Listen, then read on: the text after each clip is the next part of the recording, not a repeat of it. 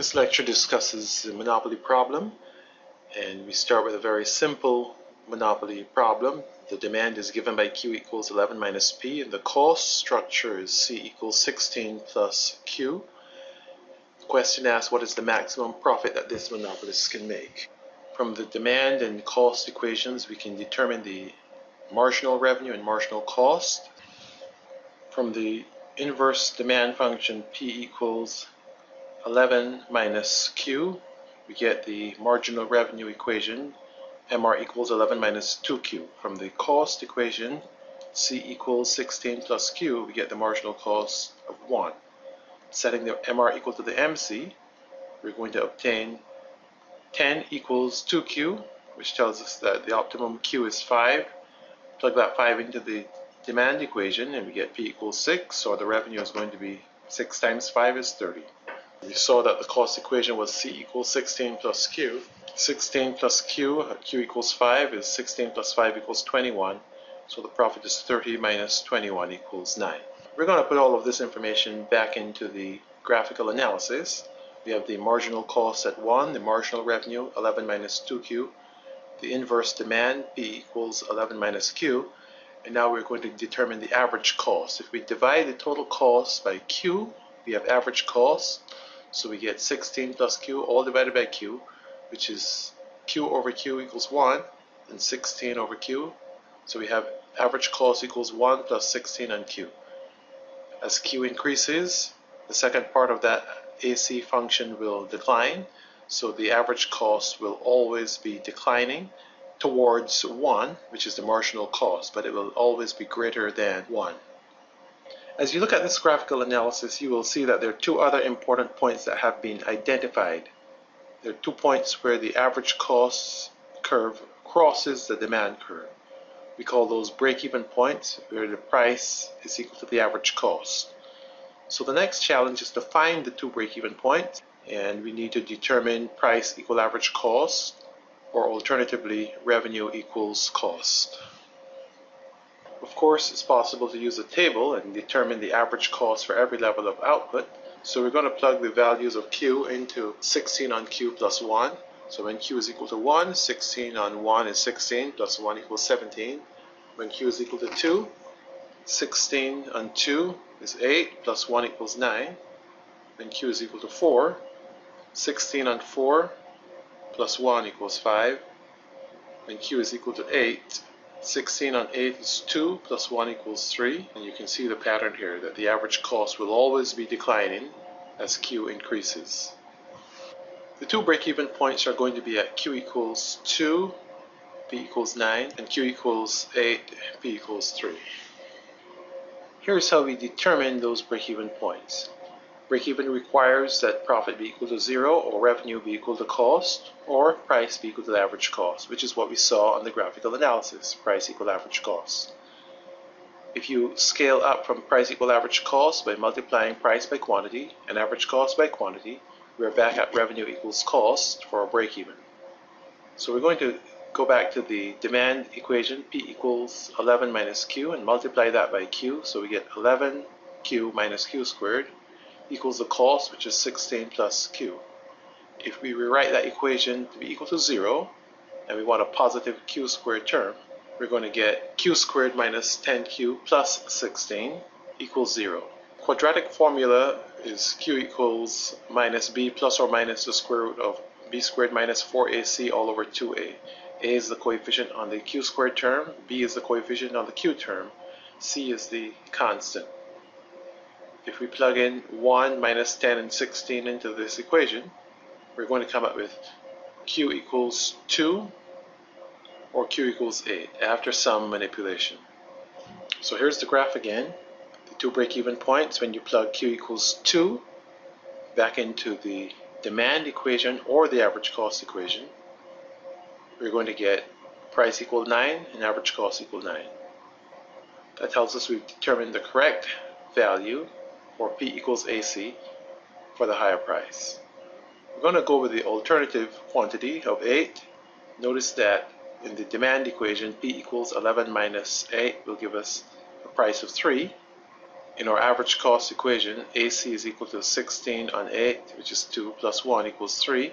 So we can see why the average cost and the price meet at Q equals 8, and we already determined that it also met at Q equals 2. Because the average cost curve is a rectangular hyperbola, it will slope negatively, and the slope will keep getting flatter and flatter. It is asymptotically approaching the marginal cost, but it will never touch the marginal cost. So look at the values of which we are sure now. We're sure that at price equals 6, the quantity will be 5, and that is the place where we make the largest profit. The break-evens are profit equals 0. At Q equals 8, the price would be 3. And at Q equals 2, the price would be 9. It should be transparent to you that no one would charge the price of 9.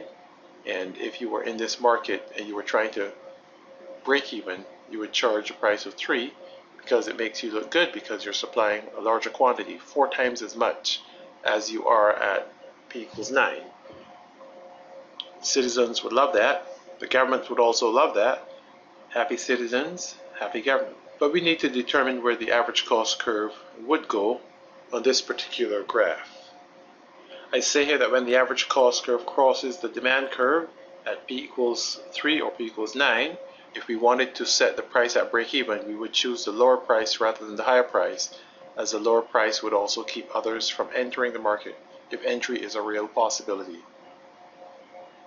So we need to determine in this case whether or not entry is a real possibility. We're going to lower the fixed cost in this problem from 16 to 10 and recalculate the problem. The first thing you should notice is that the change in the fixed cost does not affect the decision on the MR equals MC equations, because the marginal cost will still be 1. So nothing changes as far as the optimum decision. Quantity equals 5, price equals 6, and the profit will be revenue minus cost. The revenue is still going to be 30. Plug 5 into the cost equation, and you're going to see the cost is 15. This means that the profit will be revenue minus cost equals 30 minus 15 equals 15. We want to learn to sketch the average cost curve here. So we have included the old average cost curve as a guide, and now the question is, where does the new average cost curve lie? If we went to our little cheat sheet here, we can determine where the average cost lies for every quantity level, because we're going to plug in 10 over Q plus 1. So when Q is equal to 1, 10 over 1 is 10, plus 1 equals 11. When Q is equal to 2, we'll get 10 over 2, which is 5, plus 1 equals 6. When Q is equal to 5, we will get 10 divided by 5 equals 2, plus 1 equals 3. When Q is equal to 10, we'll get 10 over 10, which is 1, plus 1 equals 2. So you notice that the average cost curve will be declining everywhere, asymptotically approaching the marginal cost curve. It is not too difficult a task to determine the average cost curve. But what will be of interest here is whether or not the average cost curve, the new average cost curve, lies below the marginal revenue curve at any point. If we are talking about an open source resource that anyone can have access to, then if the firm is making profits, others will be attracted to this market. So let us determine whether or not it will be possible for a second firm to enter this market. I show you here in this graphical analysis the old industry demand curve. It is the dotted green line, and I say if there are 2 firms in the industry, they will share the market and each will have half of the market. So the industry MR curve would become the demand curve for each of these 2 firms. The marginal revenue curve for the industry being the demand for each of the 2 firms, you can see that since MR is equal to 11 minus 2Q, that the new demand curves for the 2 firms will be P equals 11 minus 2Q. The revenue will be 11Q minus 2Q squared. The cost is 10 plus Q. So when we perform our little algebraic manipulations, we're going to get pi equals 10Q minus 2Q squared minus 10. Since we want to find out where the average cost is equal to the MR curve, which will be the new demand for each of the 2 firms, we're going to set the profit equal to 0 and solve for Q. Using the quadratic formula, we're going to say that if the A term is 2, the B term is minus 10, and the C term is 10. We're going to get minus B, so minus minus 10 becomes plus 10, plus or minus the square root of 10 squared, which is 100, minus 4 times A times C. A is 2, C is 10, that's 20, 4 times 20 is 80, so we're going to get 10 over 4 plus or minus the square root of 20 over 4. Notice that the square root is only in the numerator here, so it's root 20 divided by 4. When we solve this equation, we will get Qi equals 2.5 plus or minus 1.118. The 2.5 will be in the middle of the analysis with respect to that particular new curve. So we see that the quantities where the MR equals AC will be 3.618. When we plug that back into the new demand curve for each firm, 2 times 3.6 is 7.2. 2 times 0.018 is 0.036, so the price will be 11 minus 7.236, which is 3.764. We conclude then that the average cost curve crosses the MR at 3.764. It also crosses at 7.236, but we will choose the lower price because if you chose the higher price as the break-even, others will be able to charge a lower price and actually make profit. So we're pushing the price as low as it can go when there are two firms in the industry. Notice that at a price of 3.764, the second firm will not enter.